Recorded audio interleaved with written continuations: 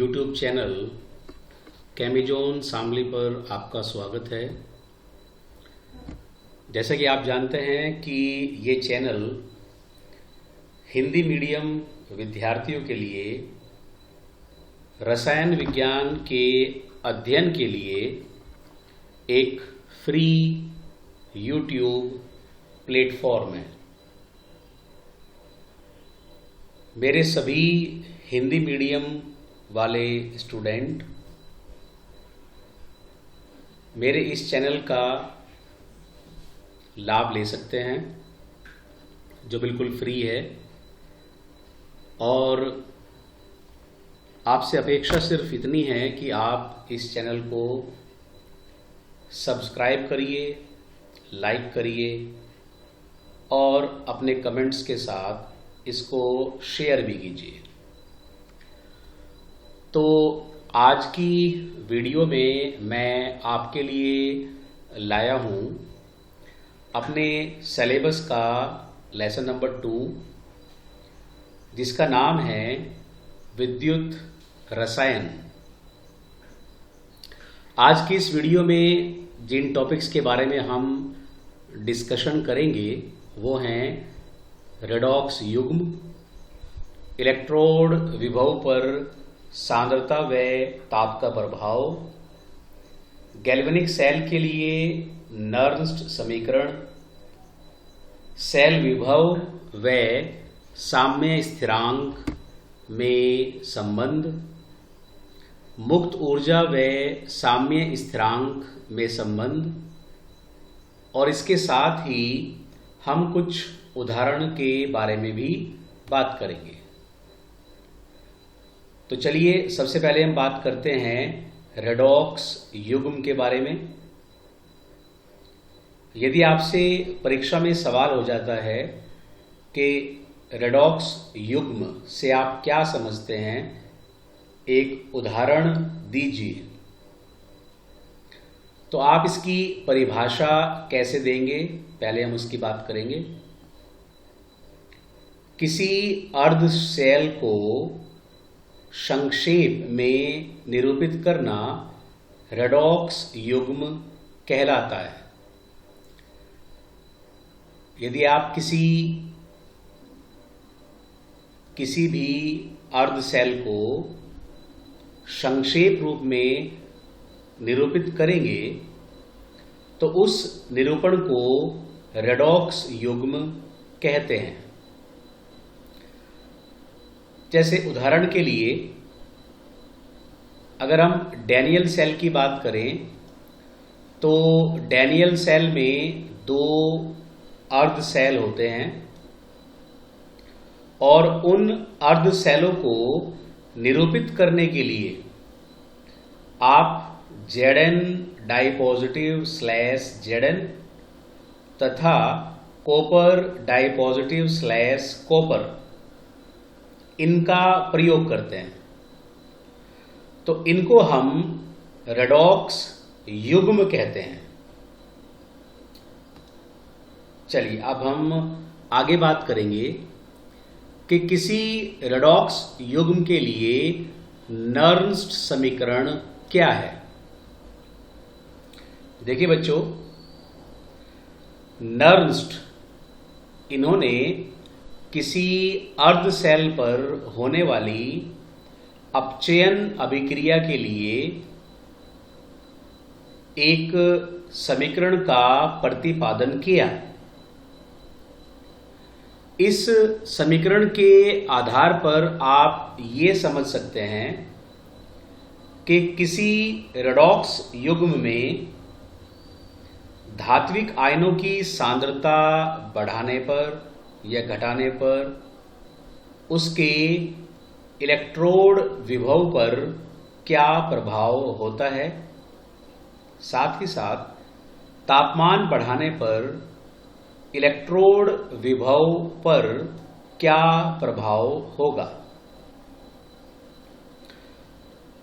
तो देखिए बच्चों, इस समीकरण के अनुसार, जो नर्न्स समीकरण है, इसके अनुसार किसी रेडॉक्स युग्म का इलेक्ट्रोड विभव अर्थात Mn पॉजिटिव स्लैश m हमेशा इक्वल होगा E0 Mn positive slash m minus 2.303 RT upon NF into log concentration of m upon concentration of Mn positive. देखिए, ये एक नर्न्स्ट समीकरण है जो आपको जानकारी देगी कि किसी रेडॉक्स युग्म पर तापमान और आयन की सांद्रता का क्या प्रभाव होगा।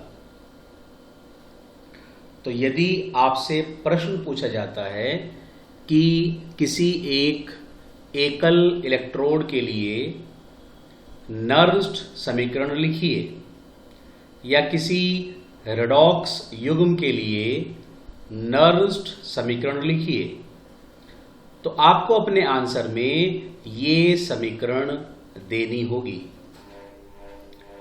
अब देखिए, इस समीकरण में जो अलग अलग पद प्रयोग किए गए हैं उनका क्या अर्थ है, हम इसके बारे में बात करेंगे। देखिए, सबसे पहले जो Mn पॉजिटिव स्लैश m यहां प्रयोग किया गया है, इसको अपचयन विभव कहते हैं और इसका मात्रक वोल्ट होता है। E0 Mn positive slash m को मानक अपचयन विभव कहा जाता है और इसका मात्रक भी वोल्ट है।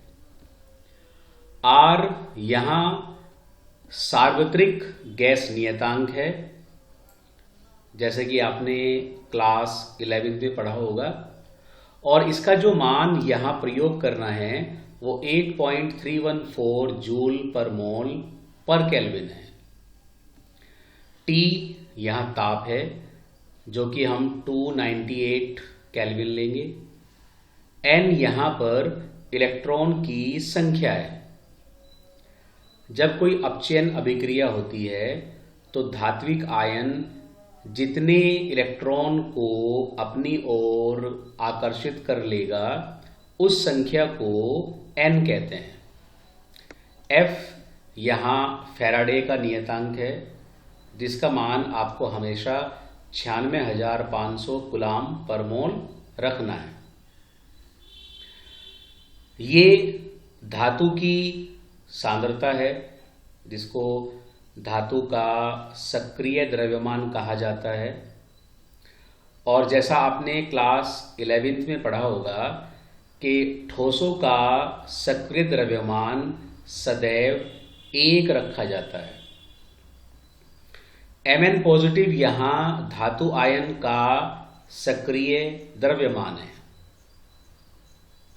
देखिए बच्चों, यदि हम इस समीकरण में R का मान 8.314 रखें, ताप का मान 298 केल्विन रखें, धातु का सक्रिय द्रव्यमान 1 रखें और इस समीकरण को हल कर लें, तो हमारे पास एक नई समीकरण आ जाती है जिसको हम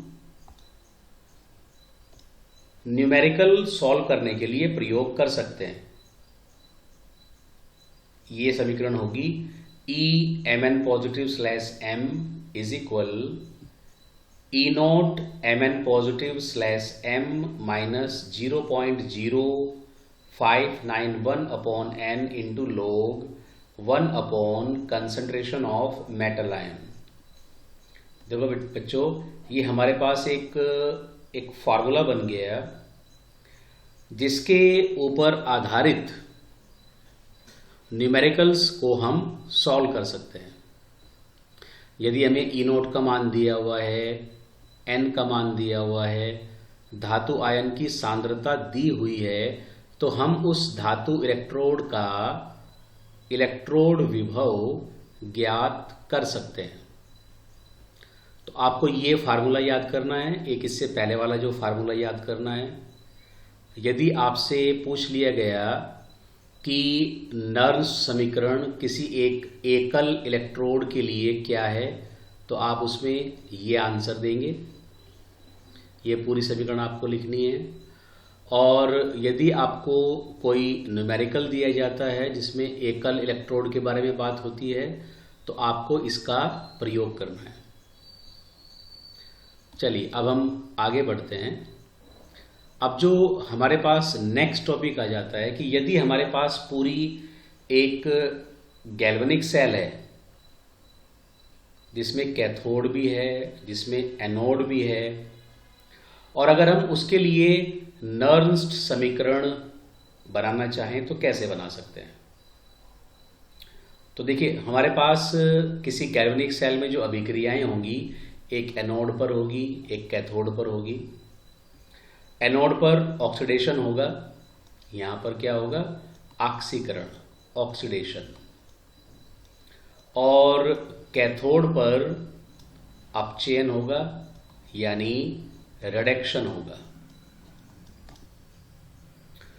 तो मान लीजिए कि हमारे पास एक गैल्वेनिक सेल है और इसमें एनोड और कैथोड पर होने वाली जो रिएक्शंस हैं वो इस तरह से हैं।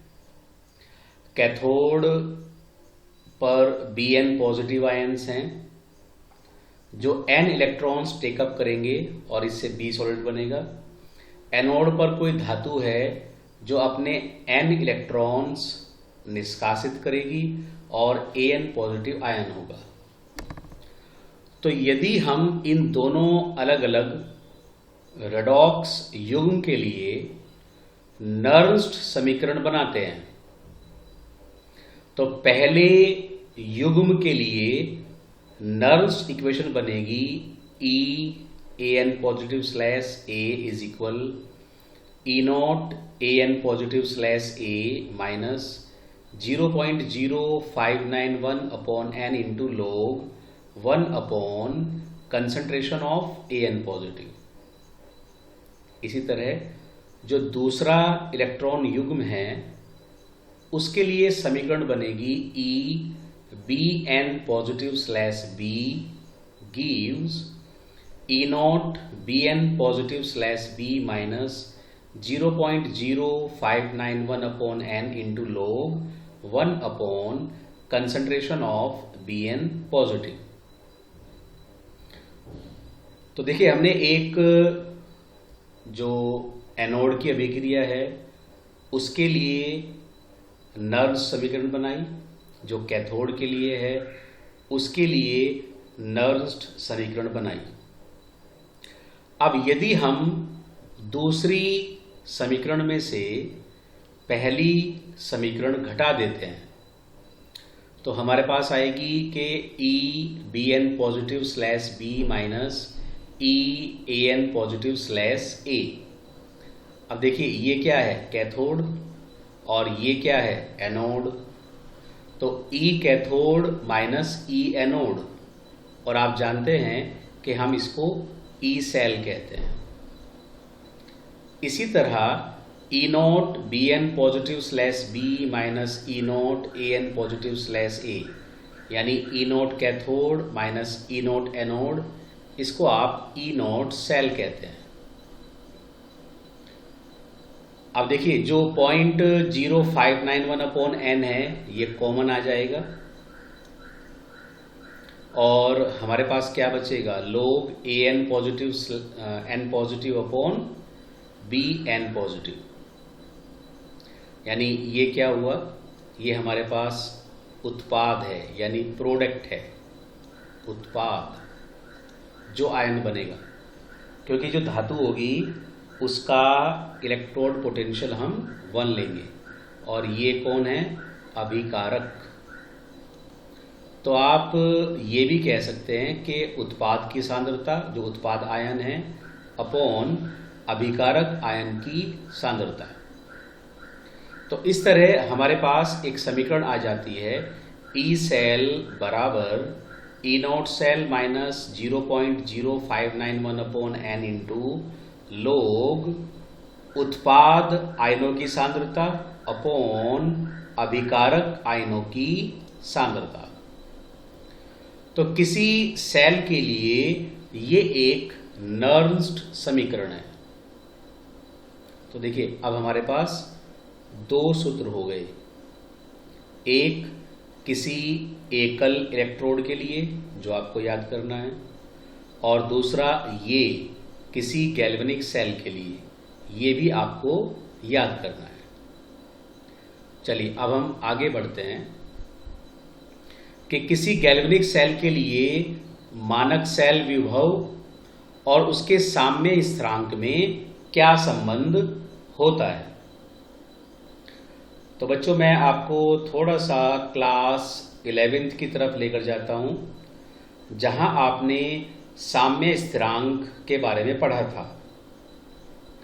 वहां आपको बताया गया था कि उत्पादों की सांद्रता अपॉन अभिकारकों की सांद्रता, इसको साम्य स्थिरांक कहते हैं यदि अभिक्रिया में साम्य बना हुआ है।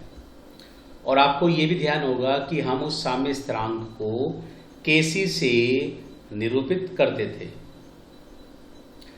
अब आप इमेजिन करिए कि आपके पास एक सेल है, एक गैल्वेनिक सेल है जो साम्य अवस्था पर आ गई है।